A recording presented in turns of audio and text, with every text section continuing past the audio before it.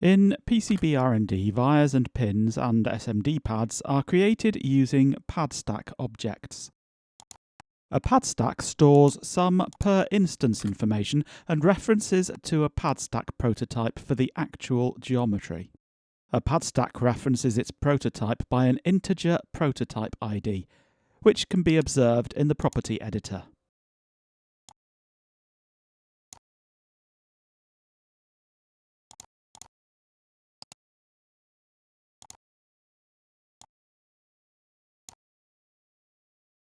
The prototype can be accessed directly via the right-click context menu of the Padstack object. The first tab contains information specific to this instance, this individual Padstack object. Changing anything here will affect only a single Padstack object.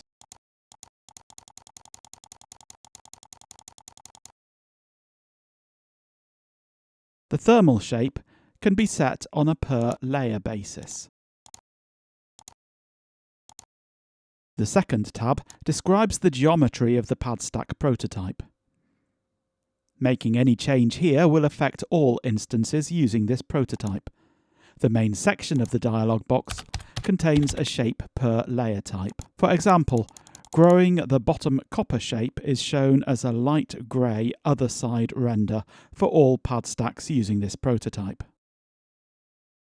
The shape for the currently selected layer type can be replaced by copying a shape from another layer type of the same prototype.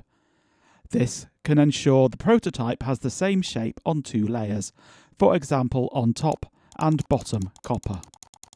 The whole has only two parameters, a diameter and a flag indicating whether it is plated or not.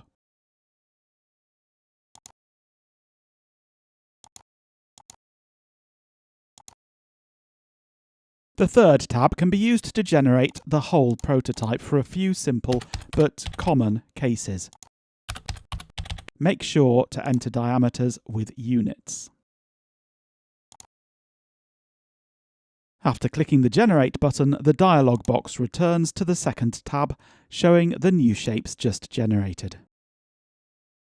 Note: when the dialog box is invoked starting from a single Padstack, the third tab generator will create a new Padstack prototype ID and assign it to the Padstack object we started from.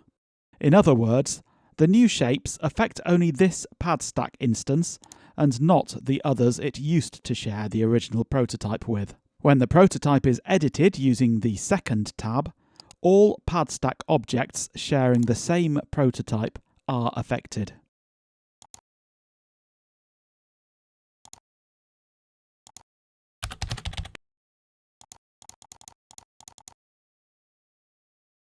If we want to tune the geometry of only one Padstack instance, the easiest way is to first duplicate the prototype using the button on the first tab. This creates a new prototype, which is a copy of the original. The current Padstack instance will get this new prototype, number 5 in our example, assigned, while the other Padstack instances are not changed. From now on, we are editing the number 5 Padstack prototype in the second tab, so only this one Padstack instance is affected.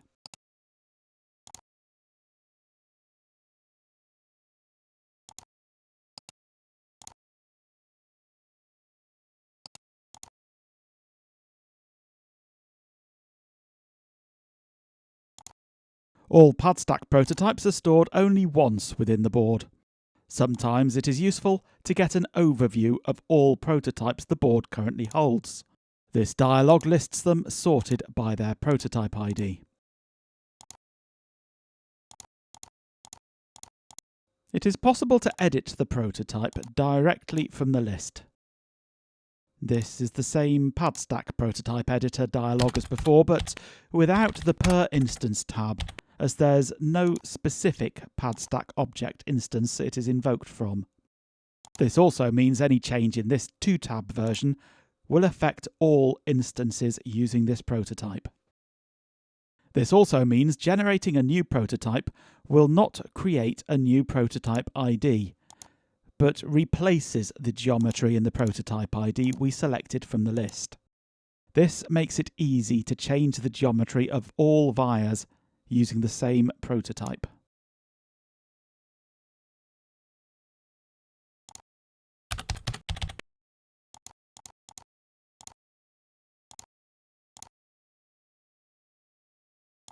The New button creates a new empty prototype with a new ID and pops up the same dialog with the Generate Common Geometry tab activated.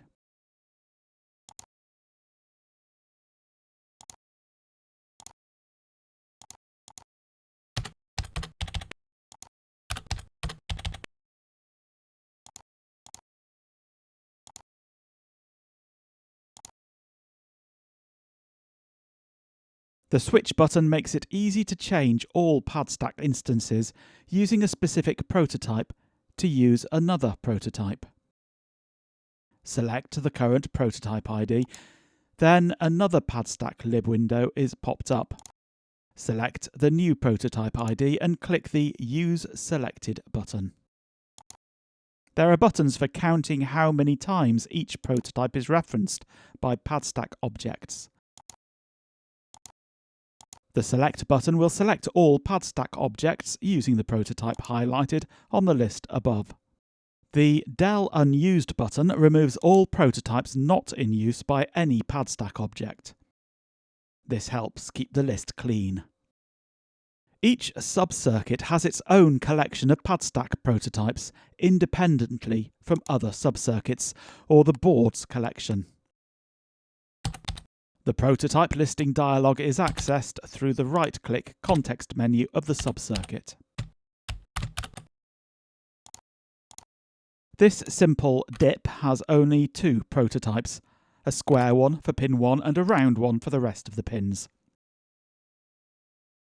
Just as in the case of a board's prototype, this is a 2-tab prototype editor, so generating a common geometry will affect all Padstacks using this prototype within this subcircuit. It does not affect other subcircuits.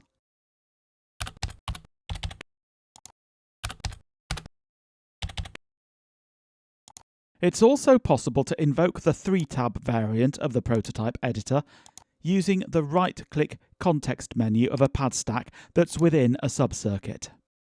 The same rules apply as for Padstacks on the board. First tab dealing with this one Padstack instance.